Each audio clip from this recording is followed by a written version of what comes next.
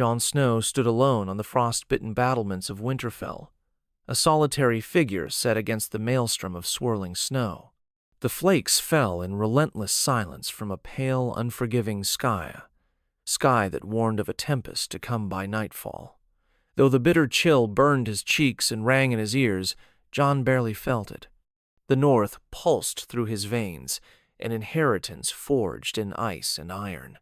Yet today, beneath the eternal winter's grasp, he sensed a cold far deeper than any winter wind chill of resolve that coiled within him like a sharpened blade.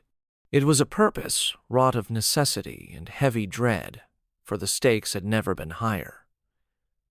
This was no idle threat, nor a choice made lightly.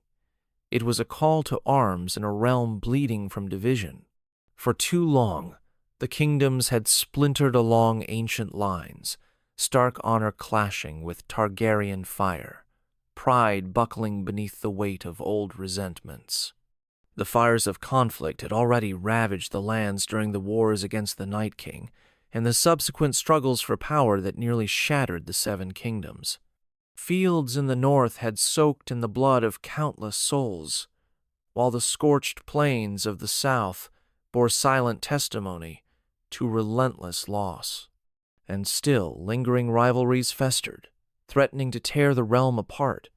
Too many lords clung to their ancestral banners, content to live in isolation, indifferent to the shifting winds of fate. Now, Jon Snowman, once dismissed as the bastard of Winterfell, had cast aside old hesitations. The summons was clear. Unity was not a luxury, but a necessity.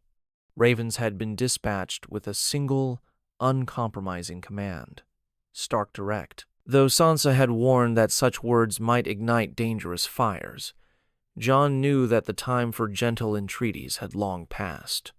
Too many had already perished for the realm to be saved by compromise.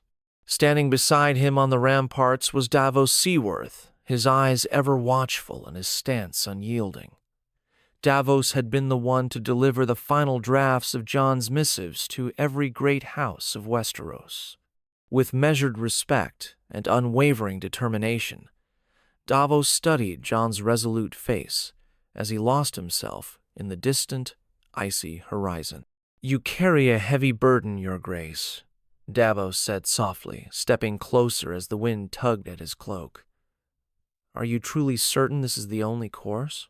Jon exhaled slowly, his breath a ghostly plume in the frigid air. "I am not certain of anything, Davos," he replied, his voice as cold and steady as the winter itself. "But I cannot allow our realm to descend once more into chaos. We have seen what division does. Too many have fallen, too many families have been shattered. If even one great house dares defy this new unity, we risk more bloodshed than we can bear." Davos inclined his head, his tone grim. "If any man can unite them, it is you, Your Grace.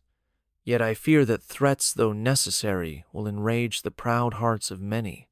The great houses are as steadfast in their pride as any lord defending his ancient castle." Jon's gaze darkened as he recalled the names that now stood in opposition. House Lannister, House Tarly, House Greyjoy, House Baratheon, and scattered remnants like House Tyrell, the once mighty Martells of Dorne, and House Arryn in the Vale.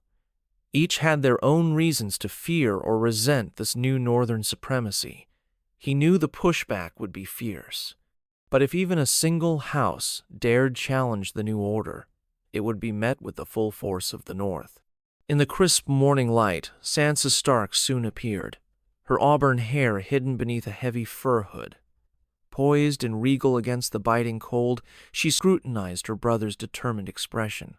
"You've sent the ravens," she said, her voice cool but edged with worry. "Then we wait until someone dares defy us." Jon's eyes hardened as he answered, "They will not see defiance in this. They will see reason." Sansa's blue eyes flickered with caution as they shifted between Jon and Davos. "Some will always be beyond reason, Jon, but we must be ready, for the consequences of failure are too dire to contemplate." Jon's jaw set in grim determination. "I will greet them here at Winterfell, one by one, or all at once if they choose unity. And if none come, then the answer will be written in their silence." Below, the courtyard thrummed with life as stable boys scrambled to prepare fresh horses for those destined to ride to White Harbor, while others fortified the new garrison and expansion that now more than doubled Winterfell's original capacity. The clamor of blacksmiths at their anvils rang out with an urgency that spoke of impending conflict. Swords were forged and battered armor repaired, every clang a promise that the North was ready for war. Even as Jon reminded himself that the realm had endured too many losses already, he knew that many in the region had come to trust his leadership. After the war against the Night King and the desperate struggles against the dark forces of division, the North was no longer the same fragmented, uncertain land it once was. But it was hard for many to reconcile the image of the honorable, humble Jon Snow with the grim resolve of a man who now threatened war. Days passed in a blur of cold winds and tension. Ravenslow messengers and winters drifted out into the storm, their flight as unpredictable as the fates of the great houses they were meant to rally.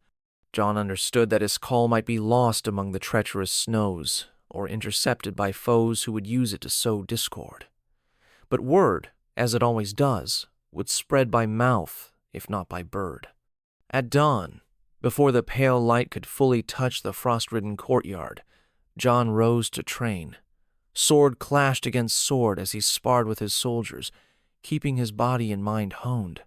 He was king in the north, Noah King, who must lead from the front, with steel in his hand and fire in his heart.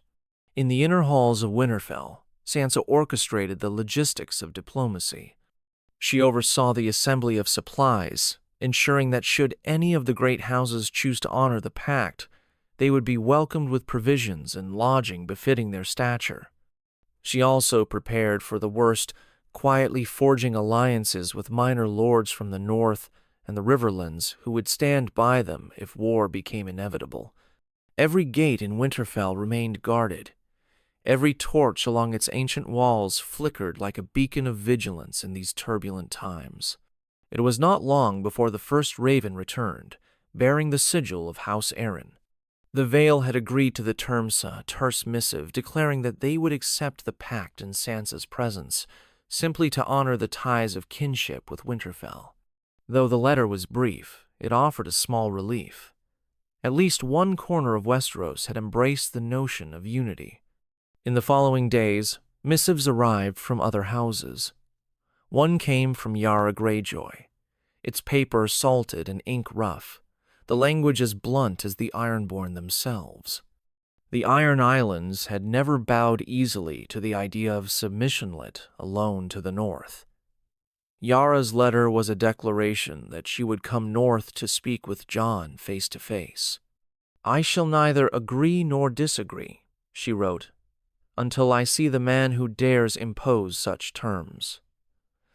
Jon accepted this as a challenge and a promise, recalling that Yara had once fought alongside him for a common cause.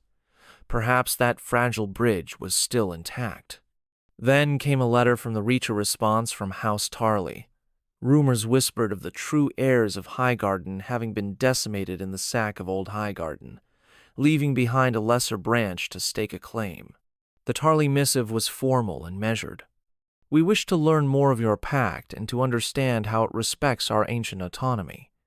Jon explained clearly that his aim was not conquest, but unity in which each region maintained its traditions, yet shared a common code of honor and mutual defense.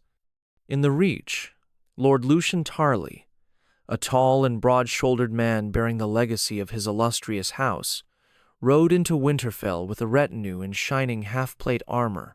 His greeting was courteous, but wary. "Welcome to Winterfell, Your Grace," Jon said, extending a gloved hand. "Your letter was direct. Tell me, does your house truly believe that unity can be forged without sacrifice?" Lucian's gaze was steady as he replied, "Unity in principle is a noble cause, but I fear your threat of war lingers like a specter behind every word. Many in the Reach question whether the North's resolve is driven by honor or by an appetite for conquest. Jon shook his head, his voice low and resolute. If the North hungered for conquest, we would have marched south long ago.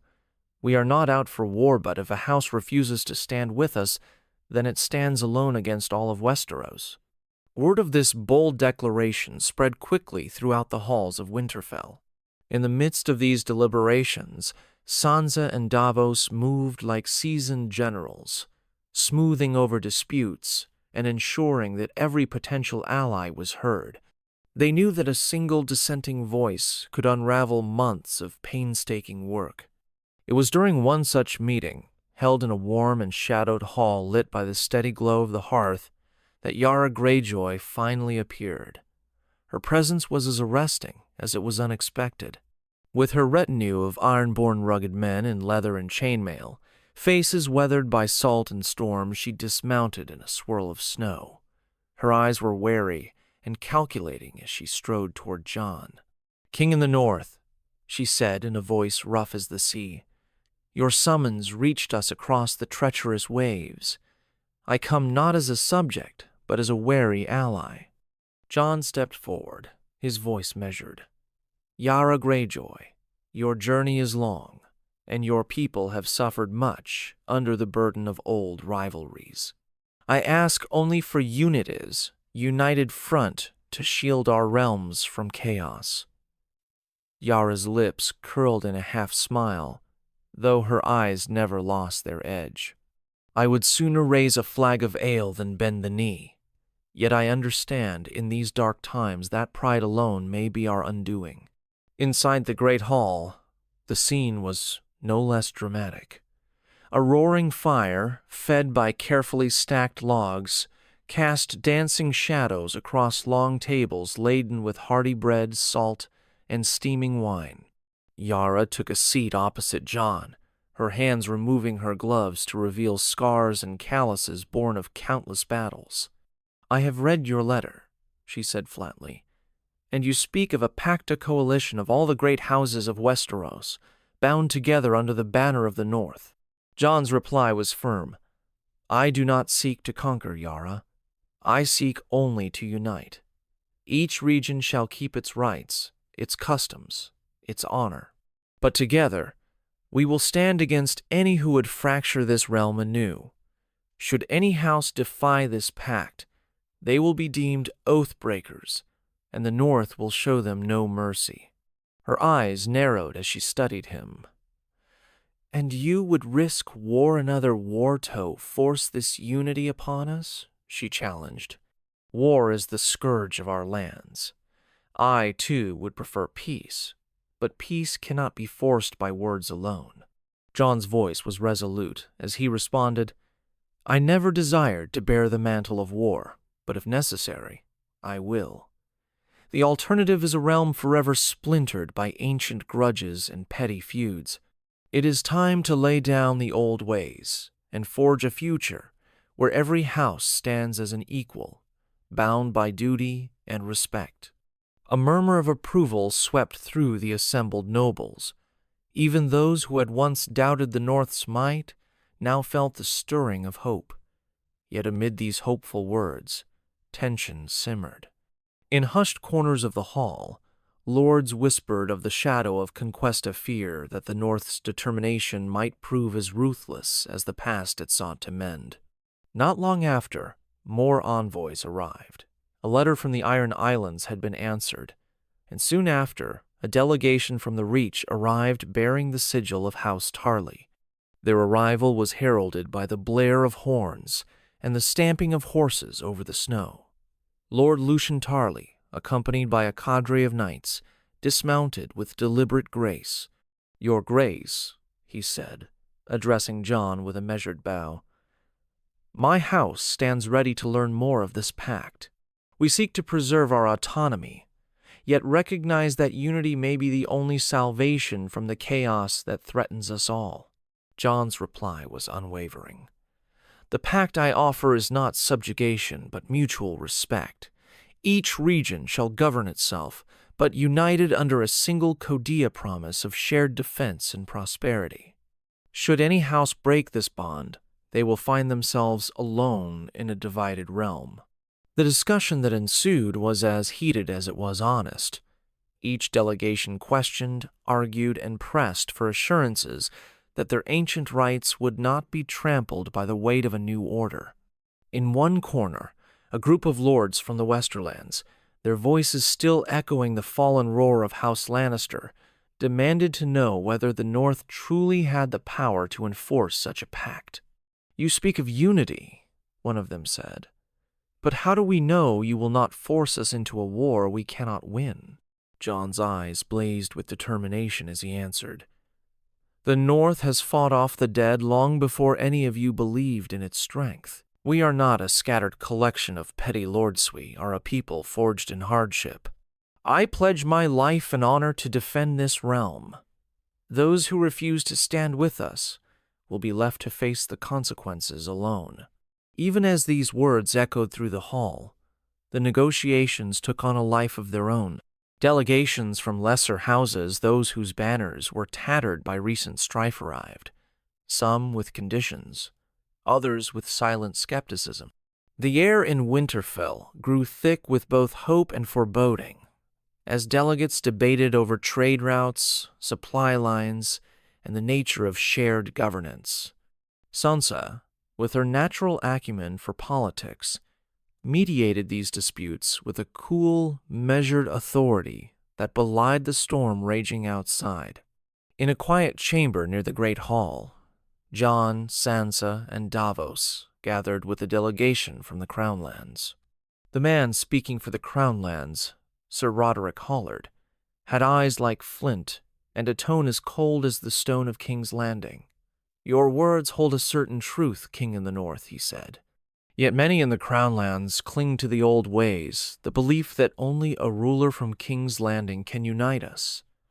You ask us to abandon centuries of tradition. How do you expect us to follow a man who would threaten war if our voices are not heard?" Jon's voice was steady and resolute. "I do not ask for blind loyalty, Sir Roderick. I ask for a united front against the chaos that has bled our realm dry. The days of a single despotic monarch are over.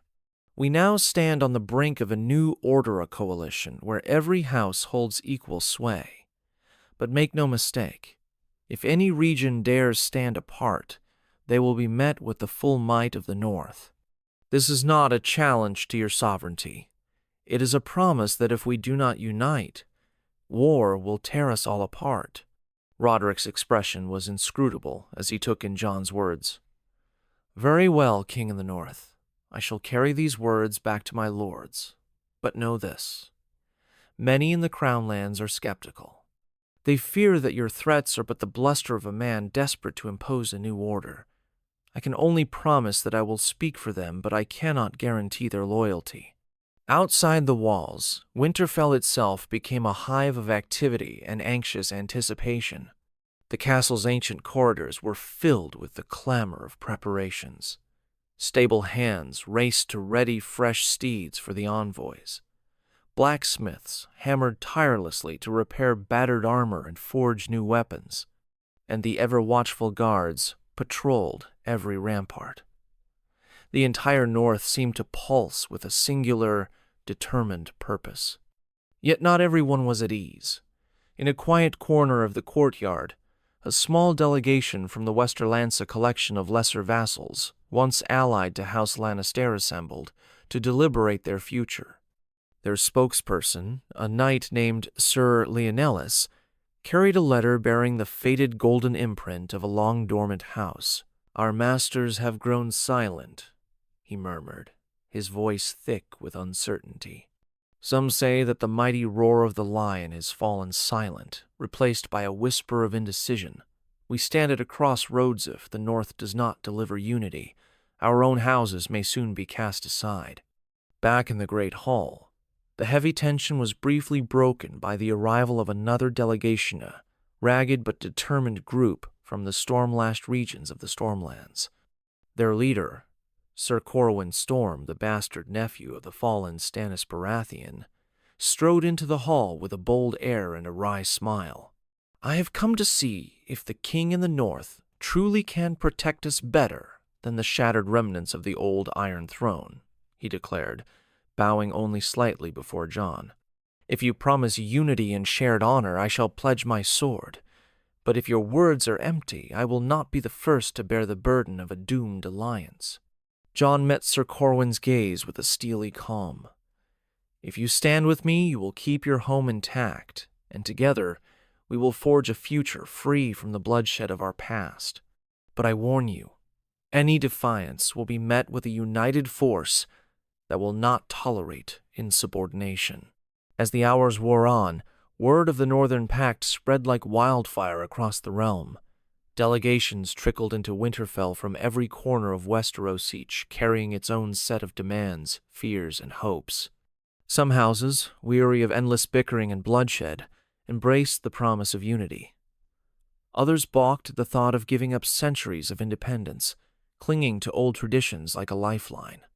Even in the shadowed halls of Winterfell, where determination mingled with trepidation, Sansa and Davos worked tirelessly to balance the competing interests of the many. Sansa meticulously calculated the castle's resources, ensuring that the influx of guests from the proud lords of the Reach to the battle-hardened warriors of the Stormlands would not overtax the North's storied stores.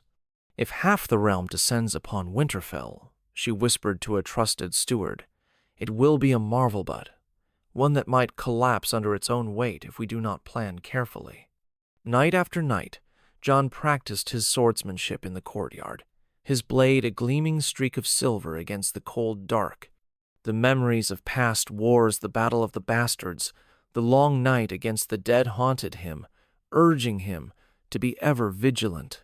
Each strike was a promise, the promise that he would not allow the realm to fracture once more.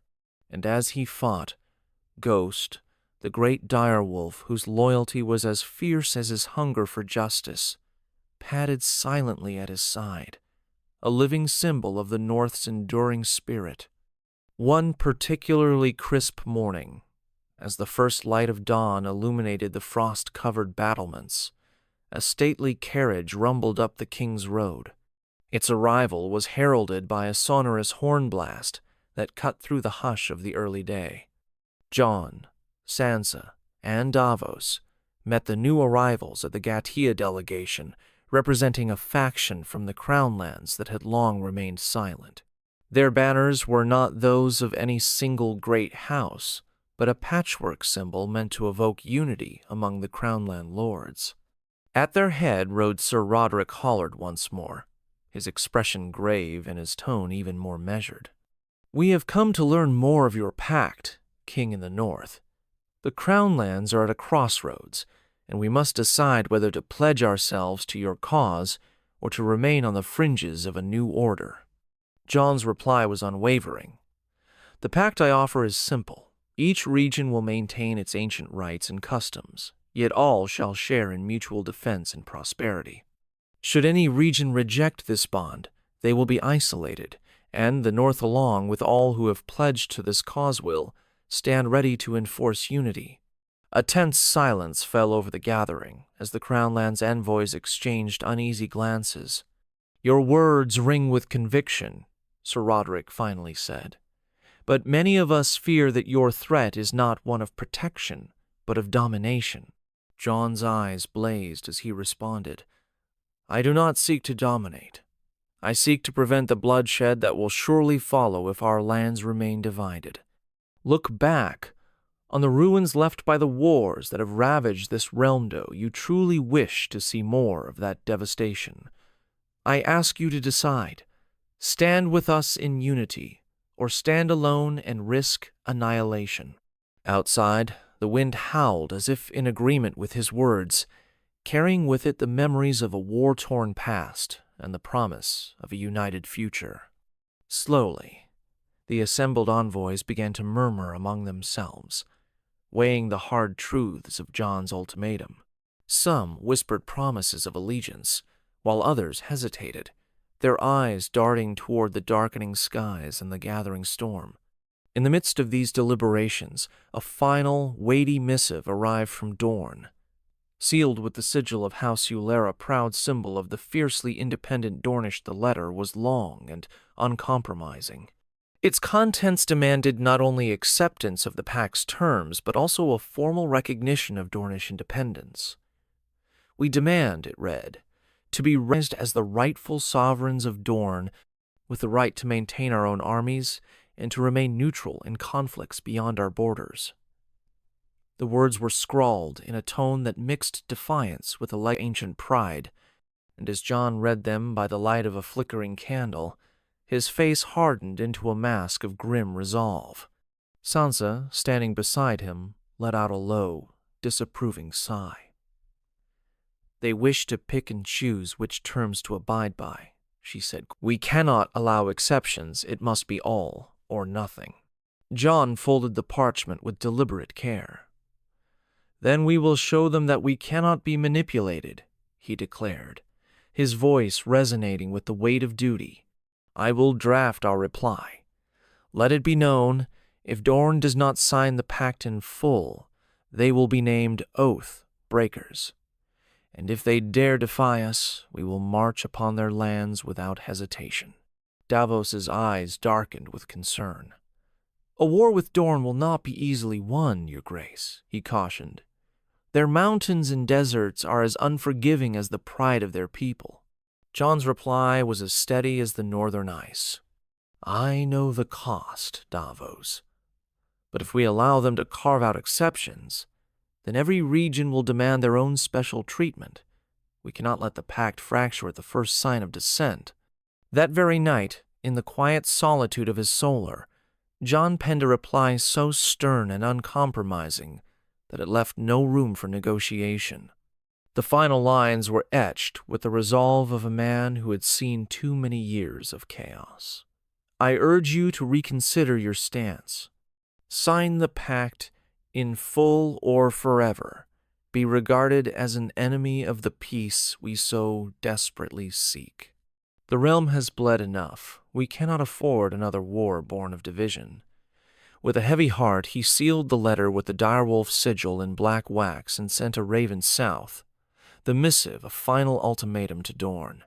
Days passed in a charged, uneasy silence.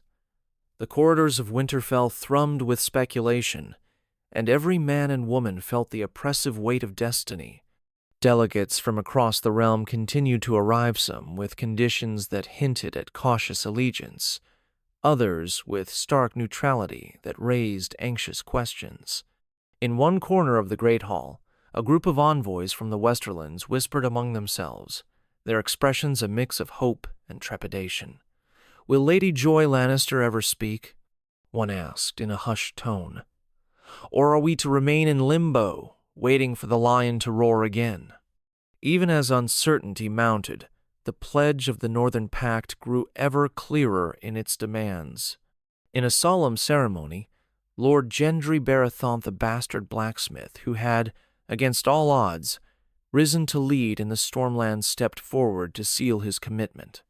In the quiet grandeur of Winterfell's great hall, under the watchful eyes of ancient direwolf portraits and the flicker of the ever-burning hearth, Gendry pressed his mark upon the pact. "I pledge my sword, my honor, and the might of the Stormlands to this new order," he declared, his voice echoing like a battle cry. "If unity is our goal, then let it be forged in the blood and steel of our common enemy." Yara Greyjoy, ever the iron-willed captain of the seas, nodded curtly as she accepted the pact on behalf of the Iron Islands. "We will stand by our word," she said, her tone as uncompromising as the crashing waves of her homeland. "But know this, if the realm dares threaten our shores, we will meet you with the fury of the sea." Yet not all voices were so ready to commit. In a private conversation, Sir Corwyn Storm confided to Jon his lingering doubts.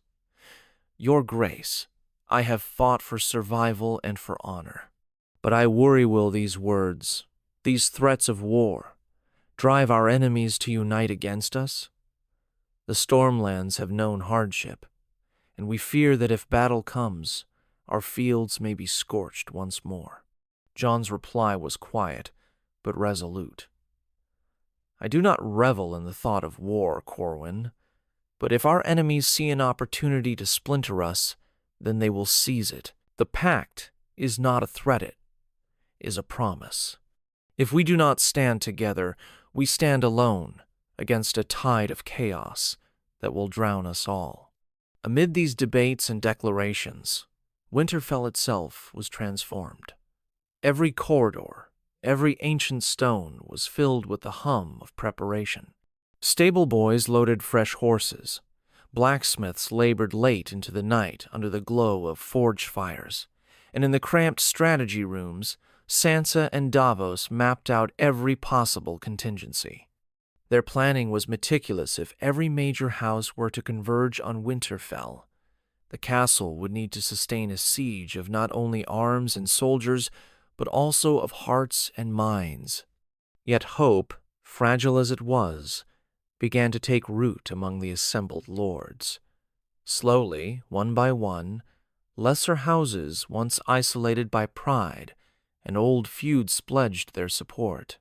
In the flickering torchlight of Winterfell's great hall, as voices rose and fell in passionate debate, the notion of a united Westeros under the banner of the Northern Pact began to crystallize into something real, something that might, against all odds, mend the fractures of the past. In a series of secret councils held in the hushed corridors of the castle, Sansa guided her brother through the labyrinthine politics of the realm. "We must be careful, Jon," she warned during one such late-night meeting. "Not every lord will pledge their loyalty outright. Some will bide their time, waiting for a sign that our strength is unwavering. But if we show that unity is our only path forward, then even the most recalcitrant of houses may yet come to see reason." Jon's eyes, heavy with the burden of his newfound responsibility, met hers. "I have fought for this realm all my life," he said. "I have seen the horrors of division and the cruelty of a world without order. I do this not for power, but for peace. Peace that is forged in blood and sacrifice, but one that will endure for generations." The days that followed were a blur of strategy and statecraft. Envoys from the Riverlands and the lesser Stormland houses arrived with cautious optimism. In the frozen courtyards, men and women farmers, soldiers, and nobles alike assembled to pledge their swords and their lives to the pact. Every new arrival added another voice to the chorus calling for unity, even as whispers of dissent persisted in darkened corners.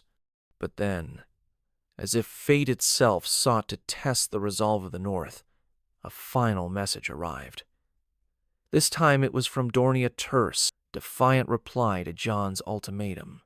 The message was scrawled in sharp, mocking letters. "May the sand swallow your ambitions."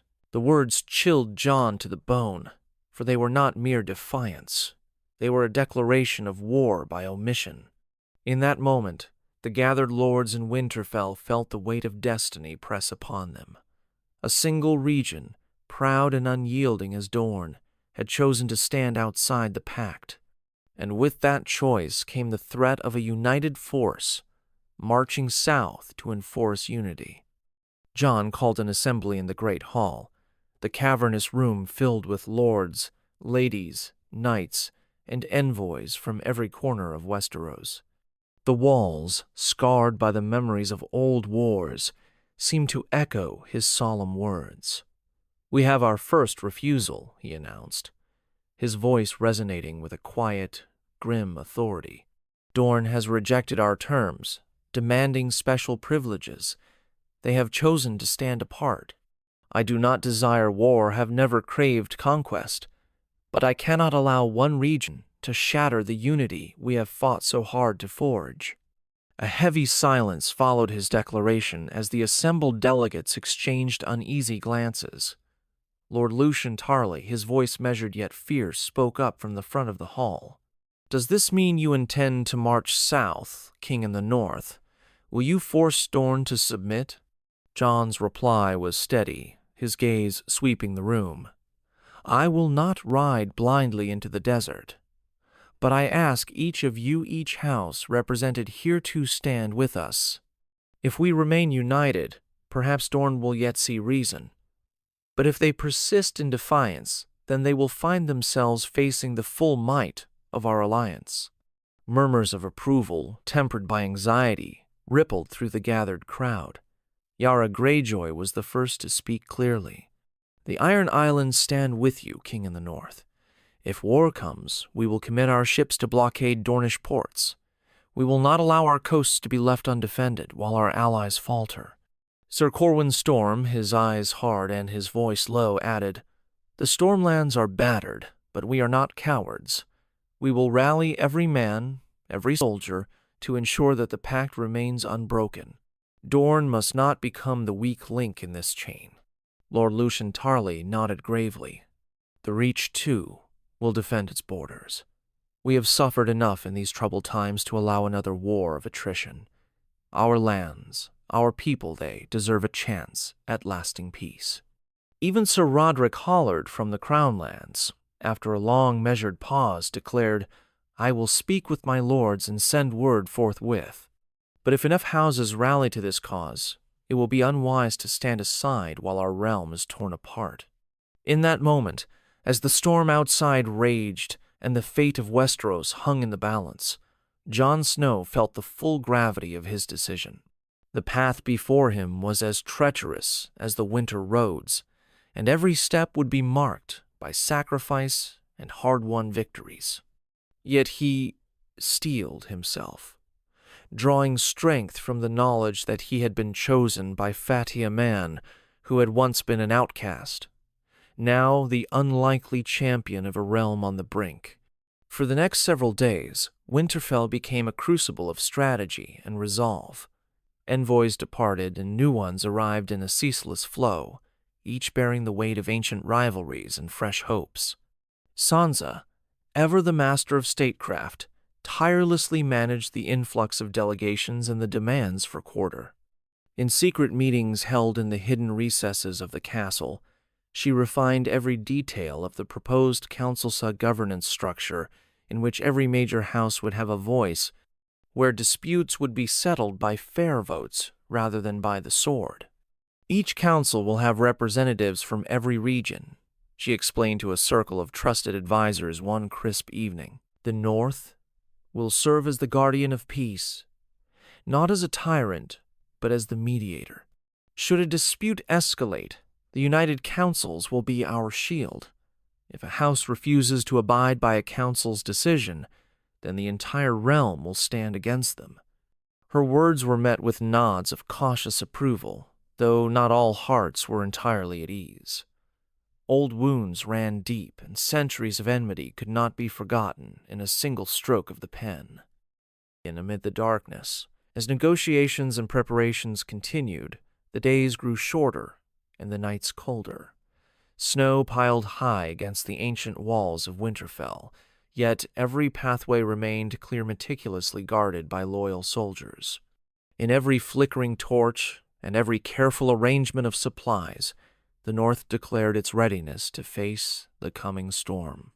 Then, on one particularly clear morning, as the chill of winter was momentarily softened by a rare, pale sun, a band of riders arrived at the gates. Clad in dark armor bearing the proud, twisted stag of House Baratheon, they brought news that would set the next stage of this grand contest. Sir Corwin Storm, though previously reserved, now stepped forward with an urgency that betrayed the stakes of the moment.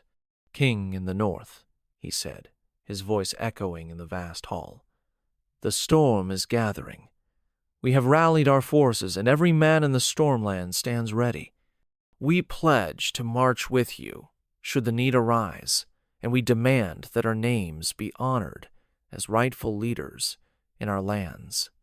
Jon met his challenge with unwavering calm. Your pledge is noted, Corwin. I have no desire to see the lands spill with needless blood. Yet if unity is to be achieved, every house must stand firm. You have pledged, and, so have we. Let it be known that if any region falls, they will be left to bear their burdens alone. In the following weeks, as the tension in Winterfell reached a fevered pitch, delegations from the Riverlands, the Westerlands, and even the scattered remnants of the Targaryen loyalists began to converge. Their voices, some trembling with hope and others hard with skepticism, blended into a chorus that heralded the birth of a new era. Every delegation was met with the stern, unyielding gaze of Jon Snow, a gaze that promised that no matter how bitter the winter, the North would not be cowed.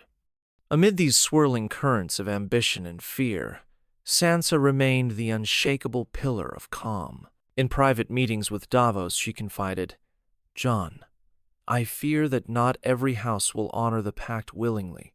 Some will cling to old grudges and wait for an opportunity to reclaim their power. We must be ready to enforce this unity, even if it means drawing blood once again." Davos, ever the voice of seasoned pragmatism, replied quietly, "I have seen kingdoms rise and fall, and I know that sometimes war is the only language that will be understood. But let us hope that reason prevails before we are forced to reignite the flames of conflict." Yet, as the days shortened and winter's grip tightened, there came an undeniable turning point. In the dim light of a late autumn evening, Jon convened a final council in the Great Hall. The room was packed with representatives from every corner of the realm, each one a living embodiment of hope, doubt, and ancient pride. The air crackled with tension as Jon took his place at the head of the table, flanked by Sansa, Davos, Yara, and the newly arrived envoys from the Stormlands. "Tonight," Jon began, his voice echoing off the stone walls, "we decide the fate of Westeros. We have offered the terms of unity, a pact that promises not domination, but mutual defense and shared prosperity. We have seen many of you pledge your swords and your lives to this cause, but there remain those who have yet to choose. To them I say, your silence is as much a decision as your word. If you choose to stand apart, you will be isolated, and you will face the wrath of a united realm." A hush fell over the assembly. One by one, delegates spoke up, some with fervent declarations of loyalty, others with reservations that had long festered.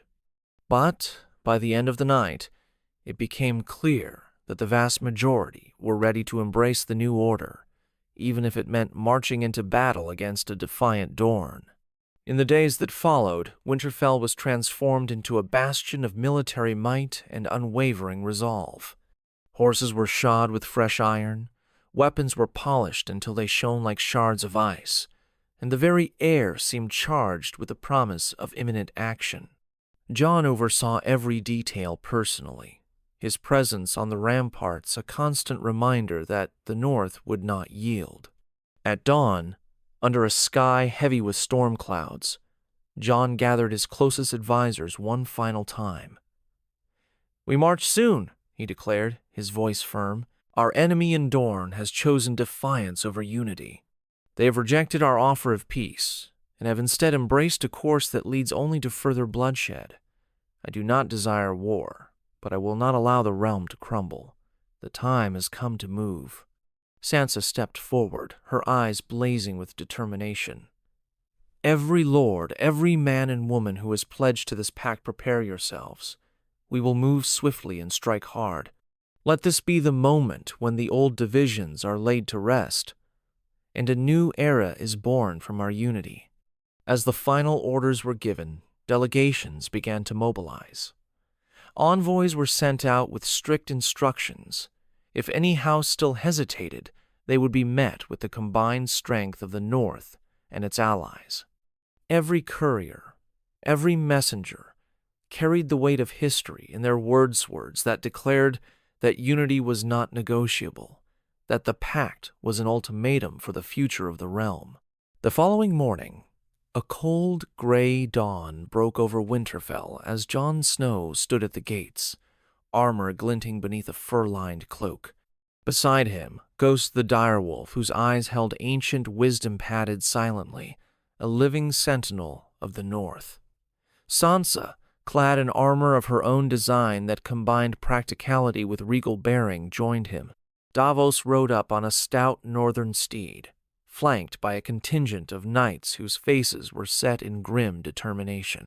Yara Greyjoy, ever unyielding, prepared to depart for White Harbor with her Ironborn, while Lord Gendry Baratheon and Sir Corwyn Storm rode at their side. Jon surveyed the assembled host, a formidable force drawn from every corner of the realm. Men and women from House Mormont, House Glover, House Manderley, and countless others stood together, their expressions resolute. The long-forgotten banners of the old alliances fluttered in the cold wind, a testament to a shared destiny. "Winterfell will remain," Jon said quietly to Sansa as he gazed upon the crowd. "But the future of this realm will be forged out there in the field, the mountains, and the deserts of our enemies' lands." Sansa's reply was soft yet fierce. "We have come so far, Jon. When we return, Winterfell will be our sanctuary, and our victories will echo through every hall in Westeros. We must believe that our sacrifice will not be in vain." With that, Jon raised his gloved hand, a silent command that sent ripples of determination through the ranks. Horns blared and banners rose high as the assembled host began to move out. They crossed the snow-blanketed plains of the north, their progress slow but steady, every step a pledge to protect the realm from descending into chaos once again. As the host marched southward, the landscape shifted subtly from the frozen austerity of the north to the more forgiving but no less treacherous terrain of the Riverlands and the Stormlands. The roads were hard and cold, but every man and woman pressed on with grim resolve. In every shared glance and every whispered word there was a mutual understanding. They marched not for glory or conquest, but for the future of Westeros. Days turned into weeks as the mighty host advanced steadily toward the borderlands. Along the way, they were met by additional reinforcements, vassals who had once been isolated by ancient rivalries, but were now drawn together by the promise of a united realm. In villages and at crossroads, emissaries delivered messages of hope and determination. Every step brought them closer to the Dornish border, where the fate of the pact and the future of the realm would be decided. At last, after a long and arduous journey, Jon Snow and his host arrived at Mo Caelan, an ancient fortress that had once stood as the bulwark between the north and the south. Here, in the shadow of towering walls and beneath a sky heavy with impending storm, the final preparations for the march into Dorne were made. Jon, ever vigilant, met with his commanders in the War Council tent, where maps were unfurled and strategies debated. "We have the Iron Islands on our side," he said, his finger tracing the coastlines on a weathered map. "The Stormlands and the Reach have pledged their support. We must now show Dorne that their defiance will not be tolerated." A tense silence fell as Davos added, "Every decision we make now is weighed by the memory of past wars. But if we stand united, if every house honors its word, then our resolve will be unbreakable." Outside, the winds howled like ancient ghosts as the assembled soldiers prepared to march. The final ultimatum had been sent, the fate of Dorne sealed by their refusal to accept the pact's terms. Now, the next chapter would be written in the blood and courage of those who dared to reshape the future of Westeros. That fateful morning, as the host advanced toward the Dornish marches, Jon Snow rode at the head of his army as a solitary figure, resolute and unyielding against the coming storm. The landscape around him was a tapestry of winter's remnants and the first hints of thaw, a reflection of a realm in transition. His eyes, hardened by the weight of responsibility and tempered by the fires of countless battles, scanned the horizon. Beyond lay Dorneth, land of scorching deserts and stubborn pride, where ancient traditions still reigned supreme. In the quiet before the assault, Jon took a moment to recall the countless hardships that had led him to this moment. He remembered the bitter winters, the lost friends, the endless nights of uncertainty, and the relentless march toward a future that might finally see an end to centuries of division. But he also remembered the faces of those who believed in him, Sansa's determined gaze, Davos's steady counsel, Yara's unyielding resolve, and knew that he was not alone. As the host moved closer to the Dornish border, tensions rose with every passing mile. Scouts reported that the Dornish were gathering in the hidden mountain passes and along the narrow roads that wound through rocky outcrops. Every intelligence report painted a picture of a people prepared to defend their ancient independence, even if it meant facing the united might of the North and its allies. Finally, on a gray, wind-whipped morning, Jon Snow's host reached the outskirts of the Dornish territories. The air was thick with anticipation, the silence before the storm palpable in every heartbeat. Jon dismounted from his horse and stood before his assembled commanders, his voice carrying over the hushed ranks. Today we cross into lands that have long been shrouded in defiance. We come not as conquerors, but as defenders of unity. Should Dorne continue to stand apart, know this: you will face the combined might of every house that has pledged to this pact. We will not allow old grudges to unravel the future we have fought so hard to build. A murmur of agreement swept through the ranks. Every man, every woman, knew the stakes. This was not a battle for glory, but a battle for the very soul of Westeros. For hours, the host advanced cautiously, every step measured and every sound amplified in the tense stillness. Finally, as the rugged terrain opened into a wide, arid plain, the enemy's lines came into view, a scattered but determined force arrayed against them in the distance. The banners of House Uller and its allied Dornish houses fluttered defiantly in the hot, dry wind. The sight of the enemy, resolute and unyielding, hardened Jon's resolve even further. In that moment, as the two forces faced one another beneath a sky heavy with the promise of rain and bloodshed, Jon Snow's heart beat with the unyielding determination of a man who had never known defeat. "Remember," he told his men, his voice rising above the wind, "we fight not for conquest, but for the future of our realm. For every life lost in the past, we will ensure that tomorrow brings unity, not despair. Stand firm and let our courage light the way." With that, the host surged forward. The clash of steel, the roar of battle cries, and the unrelenting force of the North collided with the stubborn resistance of Dorne. For hours, the two sides battled fiercely.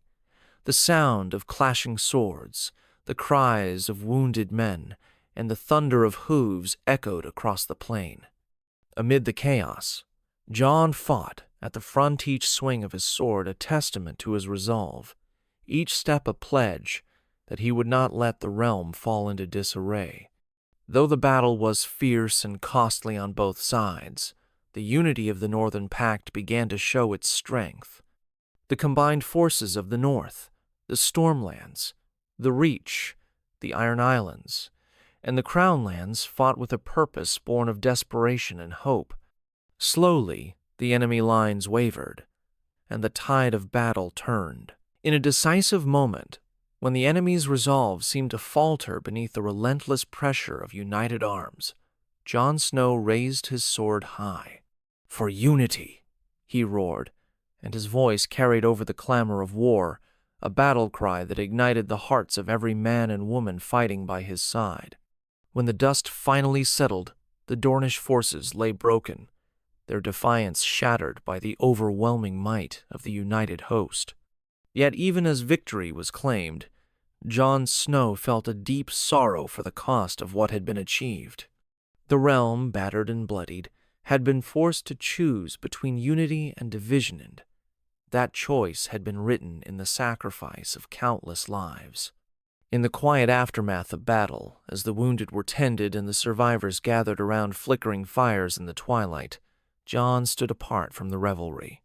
His eyes, heavy with both triumph and grief, scanned the horizon. "This," he whispered to himself, "is not the end but the beginning of a new era, one forged in blood and tempered by sacrifice. We have won a battle, but the war for a united Westeros is only just beginning." Sansa, who had been by his side throughout the conflict, approached quietly. "You have done what many believed impossible," she said softly. "But at what cost, brother? The realm is bleeding, and though we may have forced Dorne's hand today, there is so much left to rebuild." Jon's gaze did not waver as he looked into the distance, where the first tentative light of dawn began to break through the storm clouds. "We will rebuild," he said, his voice a mix of resolute determination and weary sorrow. "Every life lost, every tear shed, they will be the foundation upon which we build a future of unity. We have taken the first step. Now we must forge the path ahead with the strength of our convictions." Over the following weeks, as the armies of the Northern Pact began to withdraw and tend to their wounded, a fragile peace settled over the battered lands. Delegates who had once hesitated now signed the pact in droves, and the promise of a united realm began to take shape in council chambers and around war-torn campfires alike. Yet the memory of battle lingered, a constant reminder that unity was hard won and must be vigilantly defended. In the quiet moments that followed the campaign, Jon often walked alone along the ramparts of the rebuilt Winterfell. The ancient castle, scarred by the ravages of war yet resilient as ever, stood as a testament to the indomitable spirit of the North. Ghost padded silently at his side, the two companions lost in thought amid the drifting snow and the hushed whispers of history. "I never wanted this," Jon murmured softly to the wind. "But if it is the price of peace, then I will pay it, no matter how heavy the cost." Sansa joined him one evening in the old god's wood, where the heart trees red and ageless against the winter's white witnessed their silent conversation. "You have carried this burden long enough, Jon," she said gently, placing a warm hand on his shoulder. "Your father would have understood your choices, as would those who have fought and died for this cause.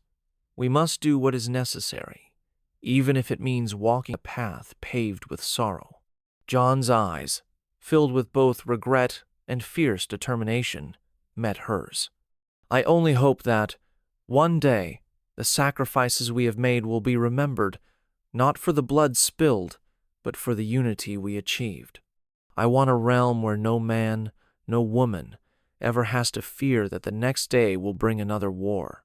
And so, with the promise of rebuilding and the hope of lasting peace flickering like a flame in the darkness, Jon Snow and a bastard cast aside, stepped forward to lead a united Westeros. The Northern Pact, forged in ice and blood, became the rallying cry of a new era, one that would be defined not by the tyranny of old kings or the ravages of endless war, but by the shared commitment of a people determined to shape their own destiny. As the seasons turned and the scars of battle began to fade beneath the steady march of time, the realm slowly emerged from the shadow of chaos. The councils convened in Winterfell became models of fair governance, and the hard-won peace spread like the first light of dawn across the fractured lands. Yet every now and then, when the wind whispered through the ancient stones of Winterfell, Jon would remember the storm that had brought them all together, and he would know that even in the harshest winter, the promise of unity was a flame that would never be quenched.